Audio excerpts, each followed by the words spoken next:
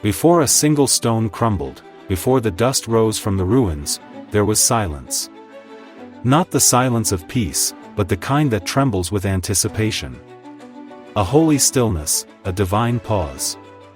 Jericho, fortified, impenetrable, proud. Behind its walls, fear had already taken root. The people had heard the stories. Of a sea that split in two, of a desert where bread rained from heaven, of a wandering nation whose God fought for them. And now, that nation stood at their doorstep. But this was no ordinary battle, no clash of swords, no thunder of chariots. What was coming would defy every military tactic, every human logic. Because the victory ahead wasn't about Israel's strength, it was about their surrender. So why did God choose a battle plan so strange? Why did he ask for silence when they wanted action? And why does that still speak to us today? This is the story of Jericho, and it begins with a whisper.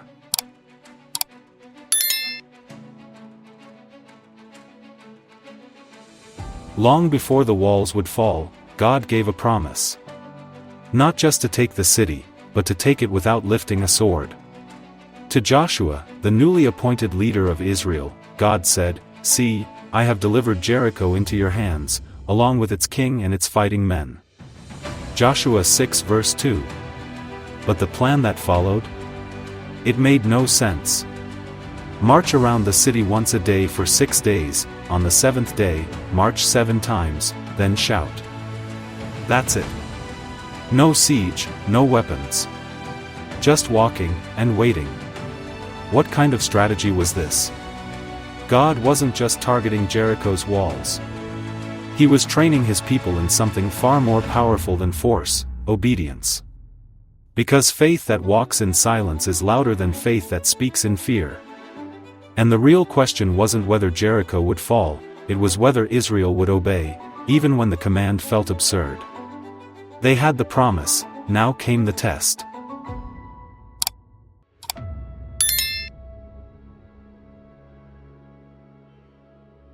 The sun rose on the first day, and with it, the march began.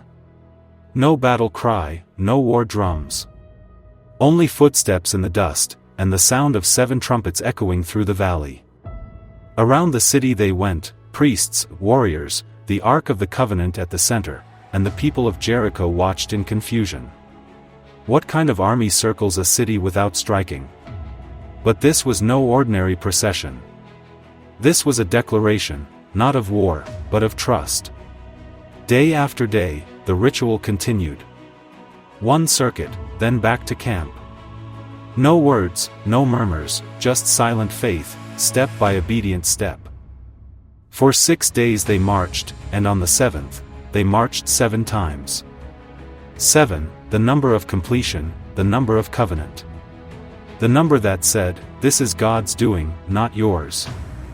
They didn't know how the walls would fall, they only knew who said they would. Faith doesn't always shout in the beginning, sometimes, it walks in silence until heaven moves.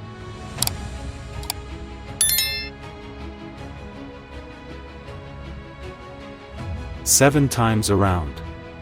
The heat rising, the tension building, the enemy watching from the walls. And then, on the final circuit, Joshua lifted his voice. Shout! For the Lord has given you the city. Joshua 6 verse 16. And with that, the silence broke, a roar exploded from the people of God. The trumpets blasted, the earth trembled, and the walls, those ancient, unbreakable walls, collapsed in an instant. Not chipped, not cracked, flattened. No battering ram, no siege tower, just obedience. Heaven had moved, not because of Israel's strength, but because of their surrender. Jericho's pride fell in the face of God's power. It wasn't just a military victory, it was a message. When God gives the word, no wall can stand. But buried beneath the rubble, a promise was still being kept.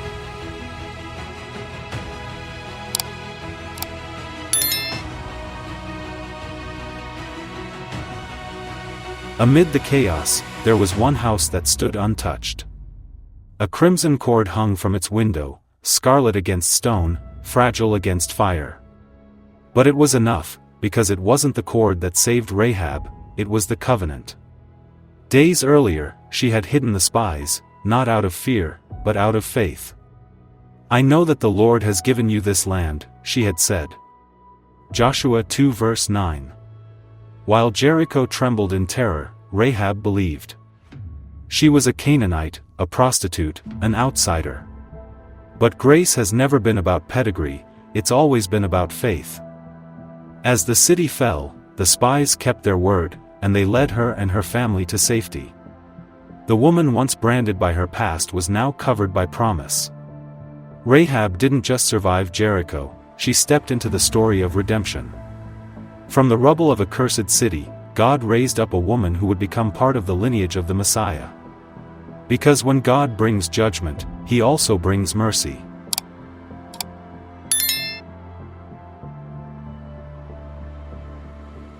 The city was silent now. Smoke rose from the ruins, the once mighty walls lay in dust. The echoes of battle had faded, but the memory of what happened would be told for generations. And yet, Israel didn't celebrate with plunder. There were no trophies, no spoils of war. Because Jericho was not theirs to conquer, it was the Lord's to claim. The city and all that is in it are to be devoted to the Lord. Joshua 6 verse 17. Every brick, every treasure, every ounce of gold was a sacred offering. It was the first city in the Promised Land, and the first always belongs to God. And so, Joshua did not build a monument to himself, he did not exalt the army, he raised no banner bearing his name.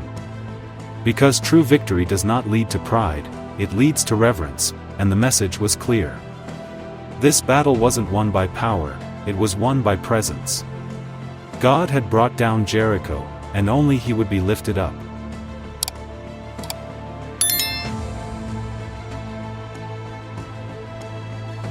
The fall of Jericho was more than a victory, it was a revelation.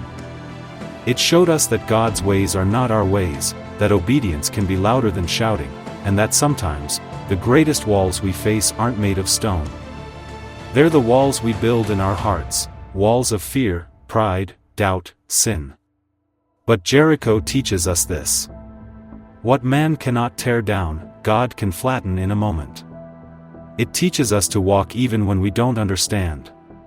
To trust even when the plan feels foolish, to obey even when the outcome isn't visible. Because faith isn't about seeing the walls fall, it's about marching when they're still standing. And perhaps the greatest lesson is this.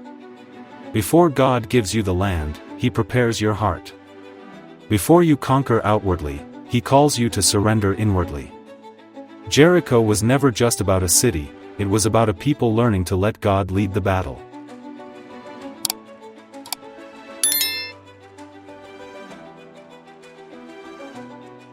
The dust has settled, the shout has faded, but the story still speaks.